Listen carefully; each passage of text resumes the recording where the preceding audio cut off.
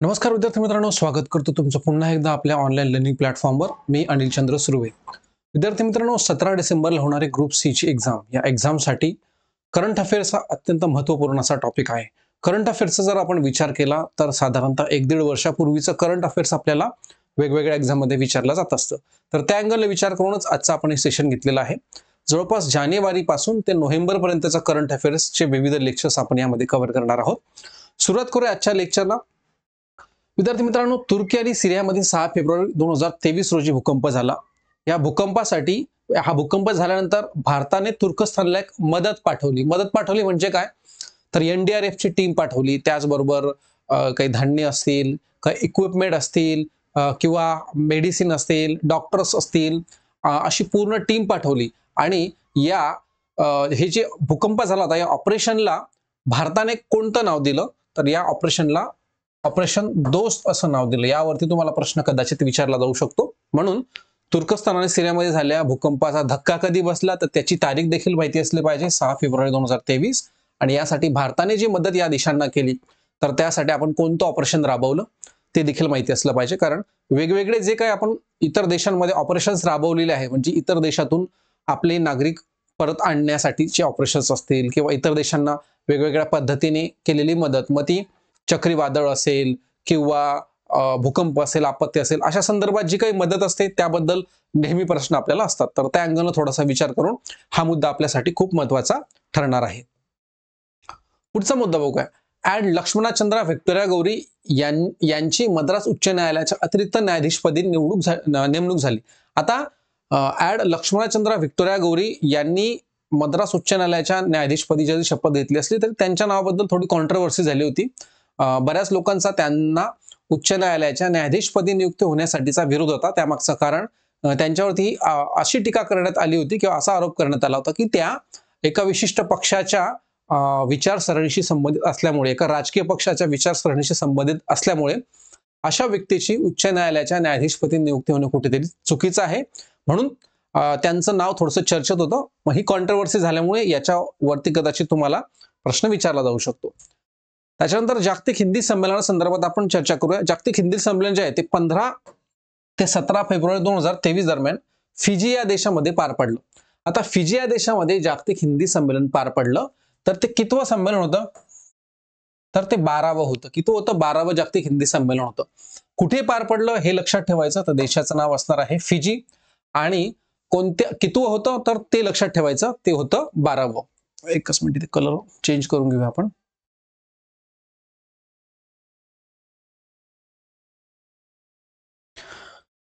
तर कितवं? हे 12वं पार पडलेलं आहे. येतंय लक्षात? आणि फिजी या देशामध्ये पार पडले. त्यामुळे थोडासा हा देखील मुद्दा लक्षात ठेवणं आवश्यक आहे. अशा संमेलनावरती देखील याआधी आयोगाने प्रश्न आपल्याला विचारलेले आहे. त्या अँगलनं थोडासा विचार करून हा देखील मुद्दा या ठिकाणी महत्त्वपूर्ण आहे. त्यानंतर या संमेलनाचा उद्देश जगभर हिंदीचा प्रचार आणि प्रसार करणे हा होताच. आणि या संमेलनाचे जे उद्घाटन होते ते कोणाच्या हस्ते झाले, तर एस जयशंकर. एस जयशंकर आपले परराष्ट्र मंत्री आहेत. तुम्ही जर त्यांचे व्हिडिओज पाहिले तर त्याच्यामध्ये तुम्हाला बऱ्याचशा गोष्टी अशा आढळून येतील की एस जयशंकर आतापर्यंतचे असे परराष्ट्र मंत्री आहेत की ज्यांचा आंतरराष्ट्रीय संबंधांमध्ये खूप मोठा जबरदस्त असा अभ्यास आहे. कारण UPSCतनं इंडियन फॉरेन सर्व्हिस नावाची पोस्ट असते. ती पोस्ट घेऊन जवळपास 37 वर्षे त्यांनी सर्व्हिस केली. वेगवेगळ्या देशांमध्ये त्यांनी भारताच्या वतीनं प्रशासकीय सेवेमध्ये सर्व्हिस बजावली आणि त्यांची रिटायरमेंट नंतर या पदावरती नियुक्ती झालेली आपल्याला दिसून येते. त्यानंतर पुढच्या मुद्द्याकडे बोलूया.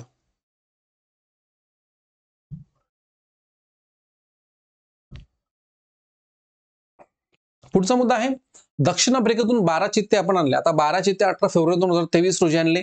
याच्यात आपल्याला काही विशेष लक्ष ठेवण्यासारखी बाब नाही. परंतु ते कोणत्या याने आणले, तर त्याचं नाव आहे C-17 ग्लोब मास्टर कार्गो विमान.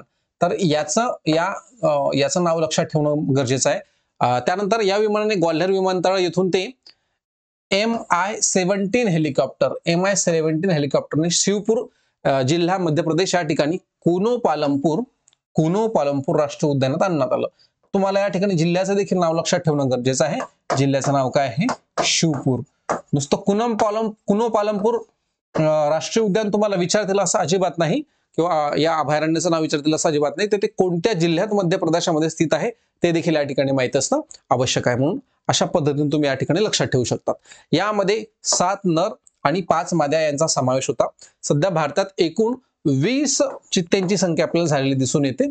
ठीक आहे. 17 सप्टेंबर 2022 रोजी नामिबिया देशातून देखील आपण 8 चित्ते आणले होते. या ठिकाणी नामिबिया आहे ते, नामिबिया देशातून आपण चित्ते आणले होते. त्यामुळे हा देखील मुद्दा तुम्हाला विचारला जाऊ शकतो. पुढच्या मुद्द्याकडे वळूया. आता हे जे नाव आहे या नावाबद्दल तुम्हाला प्रश्न का विचारला जाऊ शकतो, कारण भारतामध्ये किंवा भारताशी संबंधित असणाऱ्या व्यक्ती किंवा जगामध्ये अशा काही संस्था आहेत किंवा संघटना आहेत ज्या खूप मोठ्या अशा संस्था आणि संघटना आहेत, यांच्या अध्यक्षपदी किंवा यांच्या सदस्य टीममध्ये जर एखाद्या व्यक्तीची नेमणूक झाली असेल आणि त्यातल्या ती व्यक्ती भारतीय असेल किंवा भारतीय वंशाची असेल तर त्यावरती देखील प्रश्न विचारला जातो. मग संयुक्त राष्ट्राच्या पोषण मोहीम समन्वयकपदी भारतीय वंशाच्या अफशान खान, काय नाव आहे, अफशान खान यांची नेमणूक झालेली आहे. आता पोषण वर्ष मोहीम ही जी आहे ती कुपोषित असलेल्या जवळपास 65 देशांमध्ये राबवली जाते. यामध्ये भारताच्या 4 राज्यांचा देखील समावेश आहे. हे काही तुम्हाला विचारणार नाही, परंतु अफशान खान यांचं नाव या ठिकाणी लक्षात ठेवणं गरजेचं आहे, कारण संयुक्त राष्ट्राची ही पोषण मोहीम आहे आणि ती जगभर राबवली जात आहे. त्यामुळे कदाचित यावरती तुम्हाला प्रश्न असू शकतो. पुढच्या मुद्द्याकडे वळूया. पुढचा मुद्दा आहे केंद्रीय प्रदूषण नियंत्रण मंडळ अहवाल 2023 नुसार population river stretches for restoration of water quality या अहवालानुसार CPCBCच्या जल गुणवत्ता व्यवस्थापन विभाग तयार करण्यात आलेला आहे. आता याच्यावरती तुम्हाला विचारणार नाही, म्हणजे परंतु आपण असं वाटलं की हा पर्यावरणाशी कनेक्ट करणारा महत्वाचा मुद्दा आहे, त्याच्यामुळे आपण ही बाब घेऊन टाकली. परंतु जर समजा एखाद्या वेळेस विचारलं तर तुम्ही लक्षात ठेवू शकता. त्याच्यानंतर नीती आयोगाचे चौथे CEO जे आहे BVR सुब्रमण्यम अय्यर यांची नेमणूक आत्ताचे जे CEO आहेत त्यांच्या जागी झालेले आपल्याला दिसून येते. नीती आयोगाचे कितवे CEO आहेत तर चौथे CEO आहेत. येतंय लक्षात? तुम्हाला हे देखील विचारलं जाऊ शकतं. कितवे CEO आहेत तर चौथे CEO आहेत. कोण आहेत? BVR सुब्रमण्यम. आता याच्या आधी कोण कोण होतं? पहिले जे होतं ते सिंधुश्री खुल्लर होत्या, दुसरे होते अमिताभ कांत, तिसरे होते परमेश्वर अय्यर आणि आता चौथे BVR सुब्रमण्यम. मग ह्या वर्षी नियुक्ती झालेली आहे, चौथे आहेत, एवढं लक्षात ठेवायचं. यावरती कदाचित प्रश्न आला तर तू चुकता कामा नये. पुढच्या मुद्द्याकडे वळूया. दिल्ली मुंबई द्रुतगती महामार्ग देशातील सर्वाधिक लांबीचा महामार्ग ठरला. दिल्ली ते मुंबई किती लांबी ते विचारलं जाऊ शकतं. लांबी आहे 1386 किलोमीटर. किती लांबी आहे? 1386 किलोमीटर. याबद्दल तुम्हाला प्रश्न कदाचित विचारला जाऊ शकतो की देशातील सर्वात मोठा द्रुतगती महामार्ग आहे. येतंय लक्षात? त्यामुळे कदाचित याची लांबी जर विचारली, फॅक्च्युअल आहे, तुम्हाला माहिती असणं आवश्यक आहे, त्यामुळे ही बाब पाठ ठेवा. त्याच्यानंतर तसेच हा किती राज्यातून जातो असं जर विचारलं, तसेच हा 5 राज्यातून जातो व हरियाणा, राजस्थान, मध्य प्रदेश ही ती 5 राज्य आहे. हरियाणा, राजस्थान, मध्य प्रदेश, गुजरात आणि शेवटचा कोणतं? महाराष्ट्र. अगदी पाठ करून ठेवायचं. सिक्वेन्स वाईज विचारला जाऊ शकतो. हरियाणा, हरियाणा नंतर राजस्थान, राजस्थान नंतर मध्य प्रदेश, मध्य प्रदेश नंतर गुजरात आणि गुजरात नंतर महाराष्ट्र. या 5 राज्यांमधून हा महामार्ग जातो आणि या महामार्गाची लांबी किती आहे तर लांबी आहे 1386 किलोमीटर. 1386 किलोमीटर लांबी आहे. येतंय लक्षात? 5 राज्यातून जातो. ते 5 राज्य पाठ करून ठेवा, कदाचित यावरती प्रश्न असू शकतो. पुढे बघूया आपण. LVM-3 प्रक्षेपाद्वारे यशस्वी उड्डाण. आता कशाचे यशस्वी उड्डाण झाले तर 26 मार्च 2023 रोजी या प्रक्षेपकाद्वारे 36 उपग्रहांचे यशस्वी प्रक्षेपण करण्यात आले वनवेब ग्रुप कंपनीद्वारे. आणि हे जे प्रक्षेपण होते ते श्रीहरिकोटा या ठिकाणून झालं. आता श्रीहरिकोटा सतीश धवन अंतराळ केंद्र कुठे आहे, कुठल्या राज्यात स्थित आहे आपल्याला माहिती आहे, तर आंध्र प्रदेशमध्ये आहे. त्यामुळे याबद्दल काही विशेष माहिती देण्याची आवश्यकता नाही. 2023चा पुण्यभूषण पुरस्कार जो आहे तो कोणाला देण्यात आला? हा पुरस्कार होता 33व्या क्रमांकाचा आणि हा पुरस्कार मराठीतील ज्येष्ठ अभिनेते मोहन आगाशे यांना देण्यात आला. येतंय लक्षात? कोणाला देण्यात आला? मोहन आगाशे यांना देण्यात आला. कदाचित यावरती प्रश्न विचारला जाऊ शकतो. सर्वप्रथम हा पुरस्कार पंडित भीमसेन जोशी यांना देण्यात आला होता. त्यामुळे कदाचित यावरती जर प्रश्न आला या वर्षाचा यंदाचा पुण्यभूषण पुरस्कार 2023चा कोणाला मिळाला तर मोहन आगाशे सरांचं नाव तुम्हाला लक्षात ठेवणं अपेक्षित आहे. पुढे बघा. नुकतीच 23वी ज्युनियर महिला बॉडी बिल्डिंग स्पर्धा पार पडली. या स्पर्धेमध्ये रतलाल या ठिकाणी स्पर्धा पार पडली. यामध्ये 41 वर्षीय म्हणजेच 2 मुलांची आई हिने सुवर्ण पदक पटकावलं. त्यांचं नाव आहे प्रतिभा थपलियाल. आता तुम्हाला वेगवेगळ्या खेळाडूंची नावं दिली जातात आणि हा खेळाडू कुठल्या खेळाशी संबंधित आहे अशा स्वरूपाचा एखादा प्रश्न असतो. तर मग त्यावेळेस तुम्हाला माहिती असलं पाहिजे की प्रतिभा थपलियाल या बॉडी बिल्डिंग आणि त्यातल्या त्यात महिला बॉडी बिल्डिंग या खेळाशी संबंधित आहे. आता 41 वय असून देखील बॉडी बिल्डिंग यासारख्या खेळामध्ये पदक मिळवणं ही खूप मोठी गोष्ट आहे. त्याच्यामुळे त्यांचं नाव चर्चेत आलंय. कदाचित यावरती प्रश्न हा आपल्याला विचारला जाऊ शकतो. त्या कोणत्या राज्यातील आहे, तर उत्तराखंड राज्यातील आहे. पुढच्या मुद्द्याकडे वळूया. आता 2023 रोजी आबेल पुरस्कार जो आहे तो अमेरिकेतील लुईस काफेरेली यांना देण्यात आला. लुईस काफेरेली. मग तुम्हाला असं देखील विचारलं जाऊ शकतं की यंदाचा आबेल पुरस्कार कोणाला देण्यात आला. आता आबेल पुरस्कार जो आहे तो गणितातील सर्वात मोठा पुरस्कार मानला जातो जगातील. बरोबर आहे ना. जगातील गणितातील नोबेल मानला जातो. येतंय का लक्षात. गणितातील नोबेल मानला जातो तो. त्यामुळे या ठिकाणी काय मानला जातो, गणितातील नोबेल मानला जातो आबेल पुरस्कार. गणितातील नोबेल, एक सेकंड,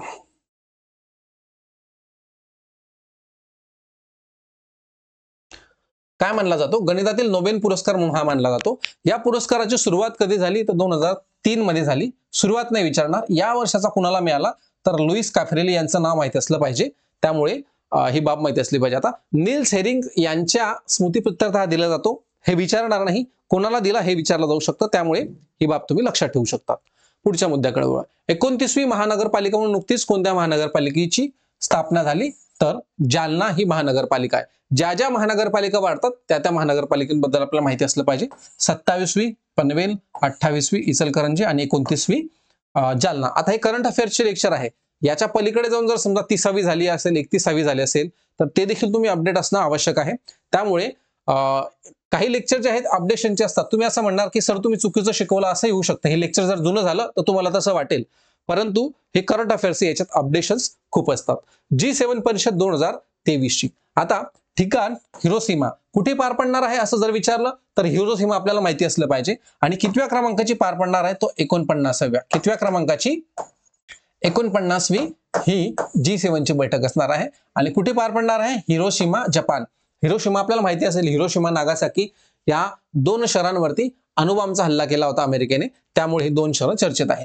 कालावधी विचारणार नाही, परंतु या ठिकाणी दिलेला आहे 19 ते 21 मे 2023 दरम्यान सदस्य राष्ट्र Canada, France, Germany, Italy, Japan, Britain, America.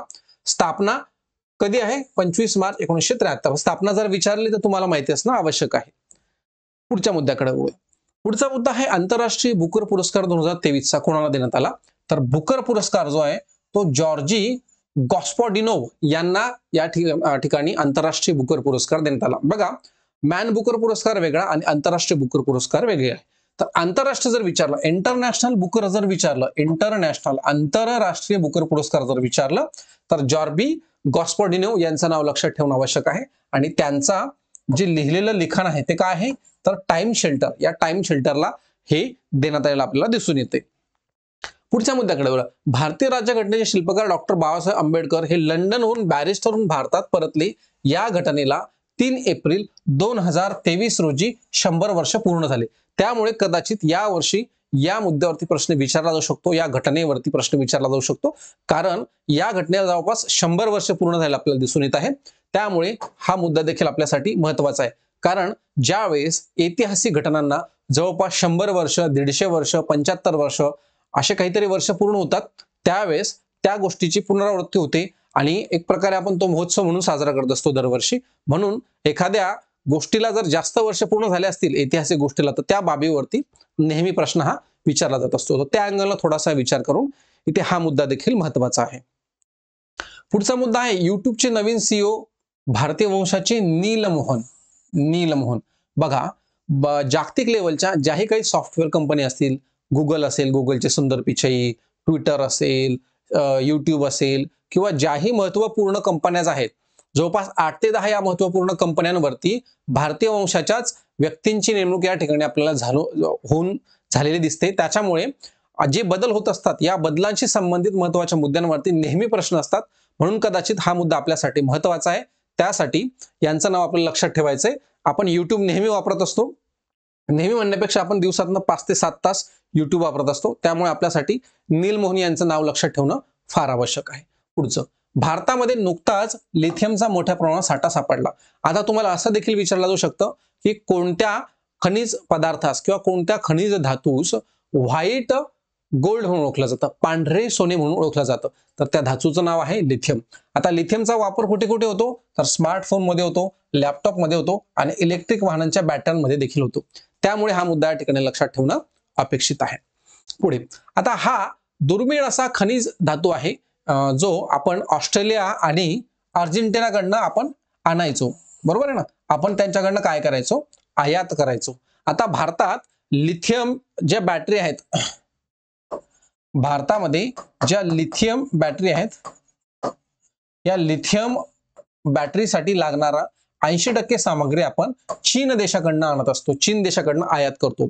Petrol, diesel, कोळशाच्या वापरानंतर सगळ्यात चांगला पर्याय म्हणून लिथियमकडे पाहिलं जातं. कारण आताच जर आपण विचार केला तर इलेक्ट्रिक व्हेकल्स जे आहेत त्या खूप मोठ्या प्रमाणात आपण 2 व्हीलर्स असतील, 4 व्हीलर्स असतील वापरतो आणि यामध्ये जी बॅटरी वापरली जाते ती लिथियम आयन पासून बनवलेली बॅटरी असते. तर त्या अँगलला थोडासा विचार करून या ठिकाणी लिथियम बद्दल तुम्हाला माहिती असणं आवश्यक आहे. तुम्हाला जगात लिथियम ट्रँगल कोणत्या देशामध्ये आहे हा प्रश्न मी तुम्हाला विचारतो आहे. कमेंट बॉक्स मध्ये कळवा, कारण लिथियम ट्रँगल वरती देखील तुम्हाला प्रश्न यावरती विचारला जाऊ शकतो. कारण लिथियम यावर्षी 2 ठिकाणी भारतात सापडला आहे, एक राजस्थान आणि दुसरं म्हणजे जम्मू काश्मीर. पुढच्या मुद्द्याकडे वळू. ऑपरेशन महत्वाचे ऑपरेशन मैत्री. ऑपरेशन मैत्री काय आहे, तर भूकंप पीडितांसाठी तुर्किस्तानमध्ये आपण त्याला ऑपरेशन दोस्त असं म्हणतो. याच्याबद्दल आपण याच्या आधी हे पाहिलंच आहे. त्याच्यानंतर ऑपरेशन गंगा. आता ऑपरेशन गंगा जे आहे ते युक्रेन मधील भारतीय विद्यार्थ्यांना परत आणण्यासाठी आपण राबवत आहे. कशासाठी राबवत आहे, युक्रेन मधील जे विद्यार्थी अडकले होते, कारण आता सध्या वेगवेगळ्या देशांमध्ये काय चालू आहे, युद्ध चालू आहे. त्यातल्या त्यात रशिया आणि युक्रेनमध्ये जे युद्ध मागच्या वर्षापासून पेटलेले, त्याच्यामध्ये आपले अनेक विद्यार्थी त्या ठिकाणी शिकण्यासाठी म्हणजे डॉक्टर MBBS होण्यासाठी गेलेले दिसून येतात. आता MBBSचा जर आपण विचार केला,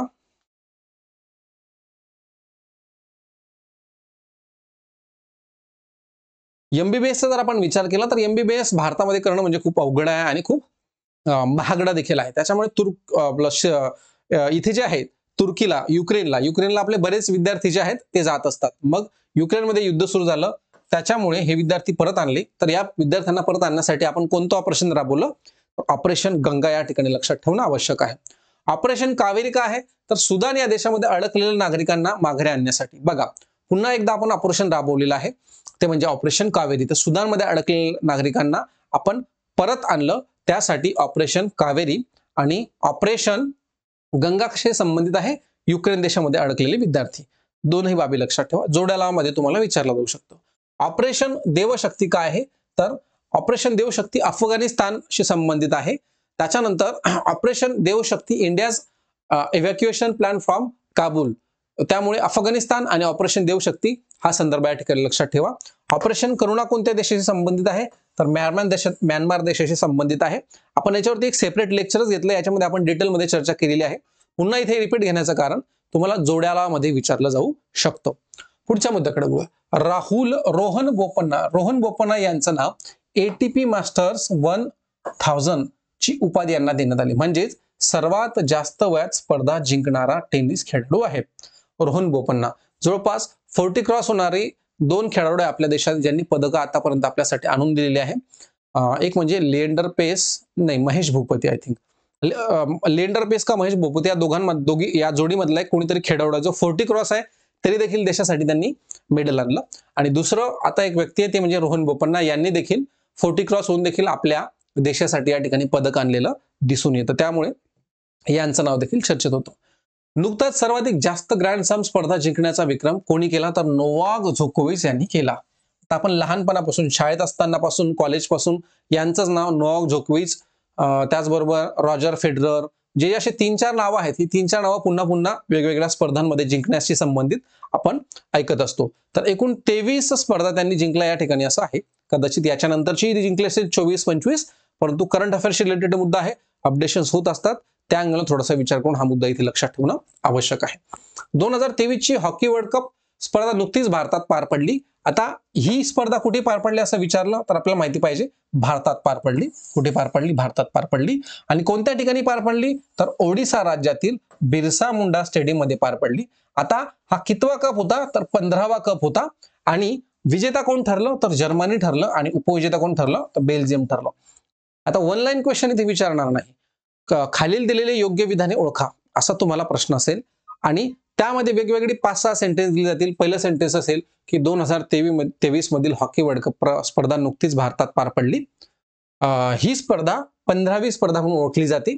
ही स्पर्धा ओडिसा राज्यातील बिरसा मुंडा स्टेडियम या ठिकाणी पार पडली आणि या स्पर्धेमध्ये बेल्जियम देश हा विजेता ठरला आणि उपविजेता जर्मनी ठरला. तर इथे तुम्हाला चुकवलं जाऊ शकतं किंवा ही 15वीच्या ठिकाणी 16वी देखील टाकली जाऊ शकते. म्हणून फॅक्च्युअल डाटा सगळा पाठ असणं आवश्यक आहे. रिव्हिजन करा, कधीच यावरती प्रश्न तुमचा चुकणार नाही.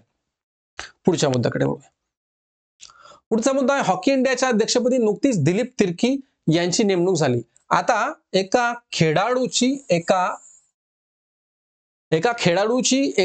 हॉकी इंडियाच्या अध्यक्षपदी नेमणूक होणे आणि हॉकी खेळाडूची ही खूप अत्यंत महत्वपूर्ण अशी बाब आहे. कारण जर आपण क्रिकेटचा विचार केला तर क्रिकेटच्या राजकारणाचा जर विचार केला तर यामध्ये वेगवेगळ्या ठिकाणी जर आपण विचार केला आतापर्यंत तर राजकीय व्यक्तींचंच त्या ठिकाणी वर्चस्व होतं. परंतु आता ते कुठेतरी सौरव गांगुली असेल किंवा 2-3 खेळाडू हे चेंज होत गेले आणि त्याच्यानंतर मग अराजकीय व्यक्तीची देखील त्या ठिकाणी नेमणूक झाली. म्हणजे खेळाशी संबंधित असणाऱ्या व्यक्तीचीच खेळाच्या संघटनेवरती नेमणूक होणं ही देखील खूप कौतुकास्पद बाब आहे. म्हणून दिलीप तिर्की यांचं नाव या ठिकाणी लक्षात ठेवणं गरजेचं आहे.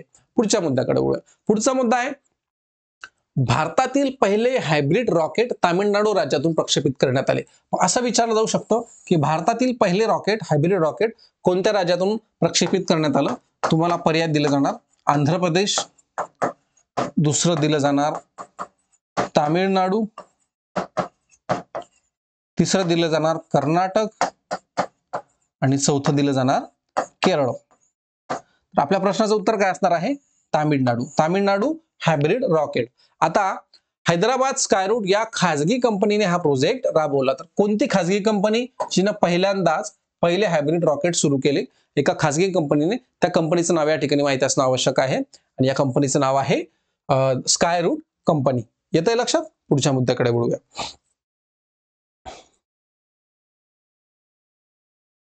पुढचा मुद्दा नासाने नुकतेच मून टू मार्स हा प्रोग्राम सुरू केलेला आहे. काय केला आहे? मून टू मार्स हा प्रोग्राम सुरू केला आहे. त्याचे प्रमुख म्हणून अमित क्षत्रिय यांची नियुक्ती केलेली आहे. मग ज्या वेळेस एखाद्या भारतीय व्यक्तीची कुठल्या तरी प्रोजेक्टवरती नेमणूक होत असते त्यावेळेस आंतरराष्ट्रीय स्तरावरती घडामोडी घडत असताना भारतीय व्यक्तीचा संदर्भ जर येत असेल तर त्यावेळेस अशा स्वरूपातले मुद्दे जे आहेत यावरती थोडंसं लक्ष केंद्रित करणं आवश्यक आहे. पुढच्या मुद्द्याकडे वळूया. पुढचा मुद्दा आहे इंटिग्रेटेड बेसिन मॅनेजमेंट प्रोजेक्टसाठी जागतिक बँकेने नुकतेच $108 मिलियन कर्ज जे आहेत ते कोणत्या राज्याला दिली? तर आसामला दिली. कुठल्या तरी सरळ सेवेच्या एक्झाम मध्ये हा प्रश्न विचारला होता. तर जागतिक बँकेने कोणाला हे कर्ज दिलं आहे? कोणत्या राज्याला? तर आसाम राज्याला हे कर्ज दिलं आपल्याला दिसून येतं. कारण हा प्रोजेक्ट जो आहे हा सर्वात मोठा नदीजोड प्रोजेक्ट म्हणून ओळखला जातो. पुढच्या मुद्द्याकडे वळू विद्यार्थी मित्रांनो. रशिया आणि युक्रेन युद्धामध्ये युक्रेनला मदत म्हणून MiG-29 लढाऊ विमान देणारा पहिला देश कोणता? तर तो देश म्हणजे पोलंड. कोणता देश आहे? पोलंड आहे. म्हणजे उघडपणे मदत करणारा पहिला देश या युद्धामधला ठरला पोलंड. येतंय लक्षात? त्यामुळे यावरती विचारला जाऊ शकतो प्रश्न कदाचित. कारण आतापर्यंत उघडपणे मदत कोणत्या देशाने युक्रेनला केलेली नव्हती. पुढे नुकताच गुजरात राज्यामध्ये C-295MW विमान निर्मितीचा प्रकल्प सुरू करण्यात आला. येते लक्षात? C-295MW. आता तसाच एक टेक्निकल बाबीचा जर मुद्दा म्हटला तर दुधामधील भेसळ ओळखण्यासाठी पेपर बेस्ड पोर्टेबल डिव्हाइस हे कोणत्या संस्थेने तयार केलं? तर IIT मद्रास. यावरती तुम्हाला 100% प्रश्न हा विचारला जाऊ शकतो. विज्ञान तंत्रज्ञानाशी संबंधित असणाऱ्या घडामोडींवरती हा प्रश्न विचारला जाऊ शकतो. म्हणून IIT मद्रासचं नाव या ठिकाणी लक्षात ठेवणं गरजेचं आहे. त्याच्यामुळे हे दोघंही मुद्दे जे आहेत ते लक्षात ठेवा. पुढचा मुद्दा आहे भारत सरकारने पेन्शन सुविधेसाठी नुकतीच TV सोमनाथन यांच्या अध्यक्षतेखाली समिती स्थापन केली.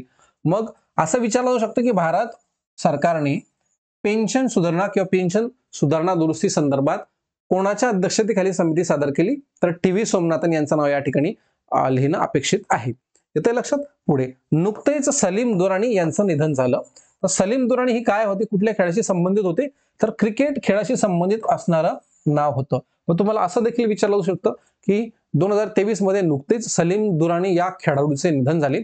हा खेळाडू कोणत्या खेळाशी संबंधित होता, तर तुम्हाला या प्रश्नाचं उत्तर डायरेक्टली येणं अपेक्षित आहे. पुढच्या मुद्द्याकडे वळूया.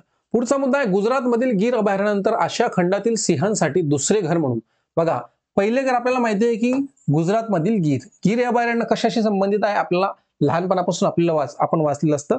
या ठिकाणी काय असतात, सिंह असतात. परंतु आशिया खंडातील दुसरे सिंहांसाठी ओळखले जाणारे घर म्हणजे कोणते आणि कुठे आहे, तर बर्दा या ठिकाणी. आता 1973 ला प्रोजेक्ट लायन सुरू करण्यात आला होता. येतंय लक्षात. आता या प्रोजेक्टला देखील 100 वर्ष, सॉरी, या प्रोजेक्टला इथे चुकलेलं काहीतरी, या प्रोजेक्टला या ठिकाणी 50 वर्ष पूर्ण झाले आहेत.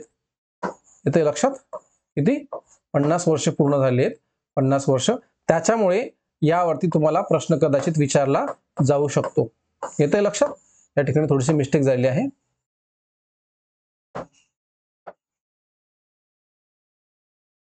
या प्रोजेक्टला नुकतेच 50 वर्ष पूर्ण झाले, म्हणून कदाचित यावरती प्रश्न विचारला जाऊ शकतो. आणि सिंहांसाठी दुसरं घर कोणतं, तर बर्दा या ठिकाणी. पुढे बघूया आपण. पहिली महिला IPL स्पर्धा कोणी जिंकली, तर पहिली महिला IPL स्पर्धा जिंकली यामध्ये मुंबई इंडियन्सने जिंकली. कोणी जिंकली, मुंबई इंडियन्सने जिंकली. यामध्ये किती संघ होते, तर 5 संघांचा समावेश होता. किती संघ होते, 5 संघ होते यामध्ये. येतंय लक्षात. उपविजेता संघ कोण ठरला, तर दिल्ली ठरला. या ठिकाणी दिल्ली ठरला, मुंबई जिंकला. आणि मुंबई इंडियन्स जो आहे त्या संघाचा कॅप्टन कोणती महिला होती, तर या कॅप्टनचं नाव होतं हरमनप्रीत कौर. तर या 3-4 बाबी लक्षात ठेवा. आत्ताच नुकतीच स्पर्धा सुरू झाली, त्यामुळे यावरती कदाचित विचारला जाऊ शकतो. कारण महिला IPL पहिल्यांदाच भरलेला आहे, म्हणून कदाचित प्रश्न असू शकतो. भारत बांगलादेश दरम्यान मैत्री पाईपलाईनची नुकतीच सुरुवात झालेली आहे. तर ही मैत्री पाईपलाईन नेमकं काय आहे, तर रिफाइंड डिझेलची पाईपलाईन आहे. म्हणजे शुद्ध केलेले जे डिझेल असेल, तयार डिझेल असेल, जे वापरायोग्य असेल, त्या डिझेलसाठीची ही पाईपलाईन आहे. ही पाईपलाईन जवळपास 131 किलोमीटर एवढी लांब आहे. येतंय लक्षात. याची लांबी देखील लक्षात ठेवा. त्याचबरोबर या पाईपलाईनला कोणती पाईपलाईन म्हटलं जातं, तर मैत्री पाईपलाईन देखील म्हटलं जातं. त्यामुळे ही देखील बाब या ठिकाणी माहित असणं आवश्यक आहे. पुढे बघूया. भारतात राष्ट्रीय लसीकरण दिवस म्हणून 16 मार्च हा दिवस पाळला जातो. कोणता दिवस पाळला जातो, 16 मार्च हा दिवस पाळला जातो. म्हणून कदाचित विचारला जाऊ शकतो प्रश्न. जगातील सर्वात मोठी सेमीकंडक्टर चिप निर्मिती केंद्र कोणते आहे, तर दक्षिण कोरिया देखील आहे आणि तैवान देखील आहे. पुढच्या मुद्द्याकडे बघूया. पुढचा मुद्दा आहे टाइम पत्रिकेमध्ये नुकतेच जगातील महान स्थळांचे वर्ष 2023 हे जाहीर करण्यात आले. यामध्ये भारतातील मयूरभंज आणि लडाख, येतंय लक्षात, मयूरभंज आणि लडाख ही 2 ठिकाणं आहेत. टाइम पत्रिकेमध्ये नुकतीच जगातील महान स्थळांचे वर्ष 2023 जाहीर करण्यात आले. तर हे 2 ठिकाणं, याच्यावरती हमखास प्रश्न विचारला जाऊ शकतो. त्यामुळे थोडंसं मयूरभंज आणि लडाखचं नाव पाठ असणं आवश्यकच आहे. पुढच्या मुद्द्याकडे बघूया. पुढचा मुद्दा विद्यार्थी मित्रांनो, नुकतेच आंतरराष्ट्रीय प्रकाशन सेंटर बँकिंग पुरस्कार गव्हर्नर ऑफ द इयर कोणाला देण्यात आला, तर शशिकांत दास यांना देण्यात आला. आपल्याला माहिती RBI चे गव्हर्नर आहे आणि त्यातल्या त्यात ते MA हिस्ट्री, इतिहास या विषयातून त्यांनी पोस्ट ग्रॅज्युएशन करून त्यांनी UPSC इथं त्यांचं सिलेक्शन झालं आहे, इंडियन रेव्हेन्यू सर्व्हिस, आणि शेवटी ते या पदापर्यंत पोहोचलेले आपल्याला दिसून येतात.